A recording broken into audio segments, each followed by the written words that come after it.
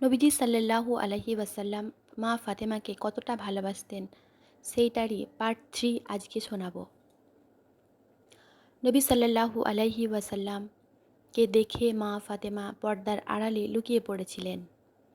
নবী সাল্লাল্লাহু আলাইহি ওয়াসাল্লাম অবাক হয়ে গেলেন, মা ফাতেমা আমাকে দেখে লুকাতে চায় কেন? তাহলে কি জামাতা হজরত আলী কার্রামাল্লাহু ওয়াজহু আমার সঙ্গে সাক্ষাৎ করতে নিষেধ করেছেন? অনেক কিছু মনের মধ্যে আসতে থাকে। তবু মনকে সান্ত্বনা দিয়ে পর্দার আড়াল থেকে নবী সাল্লাল্লাহু আলাইহি ওয়াসাল্লাম মেয়েকে উদ্দেশ্য করে সালাম দিলেন, আসসালামু আলাইকুম।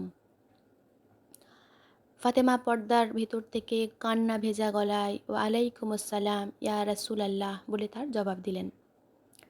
এরপরে ফাতেমা ফাতেমা ঘরের মধ্যেই পর্দাতেই আছে, আর নবী সাল্লাল্লাহু আলাইহি ওয়াসাল্লাম ঘরের বাইরে দাঁড়িয়ে আছেন।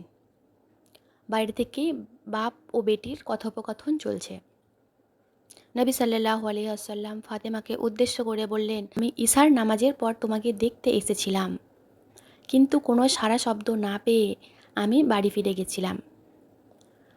সঙ্গে সঙ্গে মা ফাতেমা কান্না ভেজা গলায় উত্তর দিলেন, হ্যাঁ আব্বাজান, আমি জানি আপনি এসেছিলেন আমাকে দেখতে। মা ফাতেমা পর্দার আড়াল থেকে বললেন, আব্বাজান, গত 3 দিন ধরে আমার বাড়িতে কোনো উনুন জ্বলেনি, কোনো রান্না হয়নি, তাই ক্ষুধার যন্ত্রণায় মাসুম হাসান কাঁদতে কাঁদতে ঘুমিয়ে গিয়েছিলেন, আর হুসাইন ছিলেন আমার কোলেতে। তাকে আমি কিছুতেই থির করতে পারছিলাম না, তাই আমি আমার জিভটা হুসাইনের গালের মধ্যে রেখেছিলাম। তাই আমি আপনার ডাকে সাড়া দিতে পারিনি।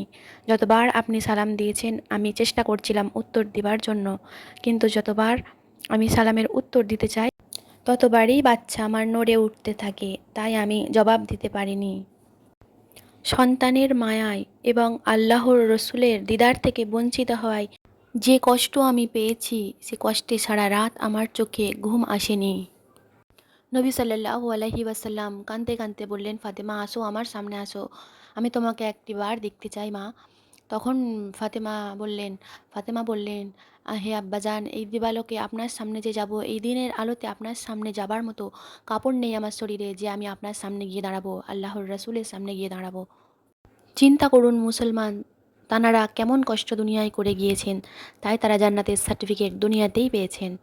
আসসালামু আলাইকুম, সবাই ভালো থাকবেন। ভালো লাগলে চ্যানেলটি সাবস্ক্রাইব করে রাখবেন।